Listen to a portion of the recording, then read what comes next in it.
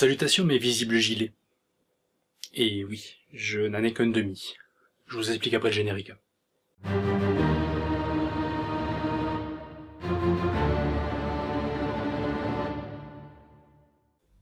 Alors, je sais ce que vous allez vous dire. De quoi Végarou va nous parler d'une manifestation de droite? Après tout, le jaune à la base c'est le briseur de rêves. À l'origine même du terme, en 1870, c'était les ouvrières des teintureries continuant à aller au travail et du coup étant imprégnées par les pigments de soufre qui avaient cette petite odeur de pourri, étaient facilement repérables. Donc du coup, le terme jaune, ça vient de ça, qui s'oppose justement aux autres rêvistes qui sont habituellement plutôt rouges. Du coup, ça fait bizarre. Le mouvement se dit apolitique. Et c'est vrai que souvent, quand on entend quelqu'un qui est politisé dire de lui-même qu'il est apolitique, ben il faut entendre qu'il est de droite, mais qu'il l'assume pas. Sauf que là, c'est pas le cas. Les gens de ce mouvement se disent apolitiques, en fait, ils devraient plutôt dire qu'ils sont non politisés. Est-ce qu'il y a dans les gilets jaunes des gens de droite? C'est probable. De même que... Est-ce qu'il y a des racistes? Oui. Est-ce qu'il y a des misogynes? Oui. Est-ce qu'il y a des xénophobes et antisémites de tout genre? Oui. Parce que, en vrai, parmi les gilets jaunes qui sont en ce moment en train de faire différentes manifestations et blocages partout en France, ben, c'est surtout des Français. Et ils représentent les Français. Oui, c'est notre culture. Qui découvrent, en fait, leur pouvoir politique maintenant. Et c'est plutôt positif. Je comptais vous faire une vidéo justement là-dessus. Je vous mets en fiche et dans la description plusieurs collègues qui ont justement traité le sujet d'une manière très pertinente. Moi, je vais vous parler plutôt d'autre chose. Cette vidéo, finalement, je la fais de manière très courte, un petit peu, ça se voit, je pense, non écrite, parce que, pour ne rien vous cacher, je suis un petit peu sur tous les fronts en ce moment. Je soutiens effectivement les gilets jaunes, le mouvement lui-même, la colère qui l'anime, même si je suis pas forcément d'accord avec l'étincelle qui a allumé ce feu. C'est un bois dans lequel je me retrouve. Pour autant, je suis pas d'accord avec tout. Mais là où serait l'erreur, c'est de justement, et c'est ce que certains syndicats ont fait, de dire que c'est les jaunes, on n'en veut pas, c'est pas comme nous, on veut pas de récupération, donc on n'essaye pas de le récupérer. Alors c'est plutôt une bonne chose d'essayer de ne pas le récupérer, mais c'est une mauvaise chose d'essayer de ne pas discuter avec. Et c'est ça qui est très dommage. C'est que la plupart des gilets jaunes actuels, ben, ils étaient effectivement non politisés avant. Ils ne se connaissaient pas en tant que force politique, en tant que démos kratos. Et maintenant qu'ils en ont conscience, bon, il leur manque un petit peu d'expérience, on va pas se mentir. C'est un petit peu du n'importe quoi là en ce moment. Ça part dans tous les sens. Mais pour autant, ils représentent quand même l'ensemble du peuple français, qu'on le veuille ou non, avec les bons éléments, et les bons éléments pour qui il faut éduquer un petit peu, 2-3 trucs. Mais il n'y a pas de mauvais éléments. Une petite explication du pourquoi le gilet à moitié. Faut savoir que, d'une part, c'est parce que je partage la moitié des idées, pas toutes, mais surtout le fait que ce demi-gilet jaune, que je vous montre, j'ai écrit dessus AESH demi-métier. En réalité, ce demi-gilet, je l'ai fait pour la grève de l'éducation nationale de la semaine d'avant.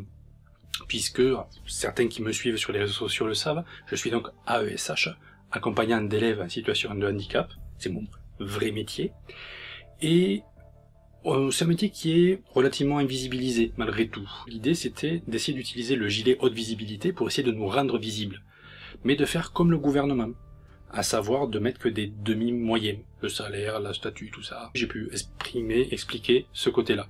Il y a autre chose aussi qui fait que je le remets aujourd'hui, la présence du H dessus. Sur un groupe Facebook, il y a des personnes qui sont porteuses de handicap ou proches et aidants de personnes en situation de handicap qui ont décidé de reprendre l'idée du gilet jaune mais en mettant un gros H dessus. Le H de handicapé. Pour essayer, eux aussi, de faire en sorte de rendre visible le handicap. Puisque toutes ces taxes qu'il y a actuellement les touchent aussi énormément au point que vous n'imaginez pas. Pareil, Dans la description, je vous mets la vidéo Facebook de l'appel pour cela. Ça vous permettra de découvrir aussi. Maintenant, j'aimerais appeler, en fait, à certains d'entre vous, certains gilets jaunes qui regardent peut-être un petit peu. Je sais que vous n'êtes pas les jaunes comme on pouvait le penser avant. Vous n'êtes pas forcément les rouges non plus. Mais ça pourrait être bien qu'on vise à essayer de mélanger tout ce monde pour essayer de faire du orange. J'avais tendu le micro, à la base, à des personnes proches justement de l'endroit où je suis, lors des blocages de samedi dernier. Je m'aperçois que ces témoignages-là ont déjà été dits et redits de plein de manières différentes un peu partout. Je ne vois pas l'utilité de vous les remettre là. Justement, ce que je vous propose maintenant, c'est une réflexion commune, que je vous propose de partager vous aussi vos idées dans les commentaires. Mais la mienne, c'est, il y a une autre taxe sur laquelle on peut influencer. Un truc tout bête. Les taxes sur le carburant, ça gêne beaucoup de personnes, et ça vient poser des problèmes, et les gens râlent par rapport à ça. Pareil, ça a été l'étincelle. L'étincelle qui n'est pas forcément très légitime, mais qui a mis le feu aux poudres, et ce feu-là, qui vient embraser tout le monde, pourrait servir à allumer d'autres feux. Je ne suis pas le Père Noël. Je ne suis pas le Père Noël. Tapons-le au porte-monnaie. La TVA. La TVA, c'est la taxe presque la plus facile à ne pas payer. Il suffit de ne rien acheter qui ne soit pas nécessaire. Alors je vous dis pas de faire que ça, parce que ça serait insuffisant. Mais si pendant tout ce mois-là de décembre qui arrive, on prenait parti chacun de n'acheter que notre strict nécessaire, sans tomber non plus dans le survivalisme, hein. Les cadeaux de Noël, boycottez. Regardez si vous pouvez pas faire avec de l'occasion, ou essayer d'acheter des trucs qui soient peut-être un peu moins onéreux, et peut-être plus utiles. Les cadeaux, faites-les plutôt, même pour les tout petits, dans les marchés aux artisans. Essayez de ne pas payer cette taxe à des grands groupes. C'est une autre façon d'agir. C'est pas forcément la meilleure. Ce n'est qu'un outil de plus que l'on peut mettre. Et si on arrive à mettre ça en place, chacun individuellement, puisque vous avez pris conscience, les gilets jaunes, de votre pouvoir politique, de votre poids réel en tant qu'individu, prenez-en conscience pleinement. Avec justement ces euros, ce pouvoir d'achat, décidez où c'est que vous le mettez. Et faites en sorte de ne pas le gaspiller bêtement. J'ai vu une gilet jaune qui se félicitait d'avoir pu acheter, à la base elle allait pour acheter des croquettes pour son chat, et dans le magasin, comme il y avait justement eu le blocage de ce week-end, il y avait en gros des gros déstockages, donc de la viande à pas cher, enfin au taquet. Sauf que c'était une promotion, c'était une façon de récupérer son argent. Fais un bisou. Pas te faire des bisous, il y a des gens Fais qui... un bisou. Il y a des gens qui n'ont rien, je vais pas te faire des bisous. Fais un bisou, je t'ai dit. Je suis numéro Tout de 8. suite. Tout de suite. Voilà. Est-ce qu'elle en avait vraiment besoin, à ce moment-là, en tout cas? Ça appartient à chacun. Là, je m'avance pas. Chacun décidera de ce qu'il fera ou ne fera pas.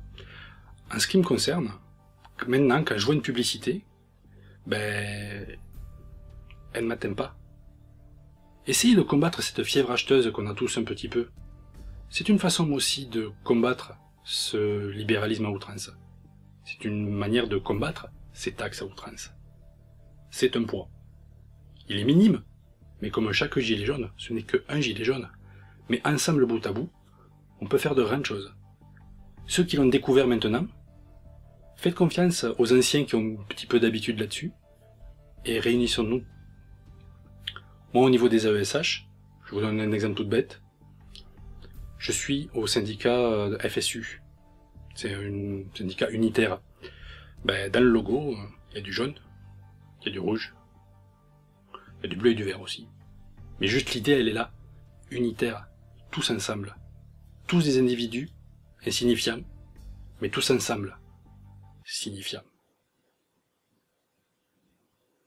Je vous laisse en discuter dans les commentaires. À la prochaine lune.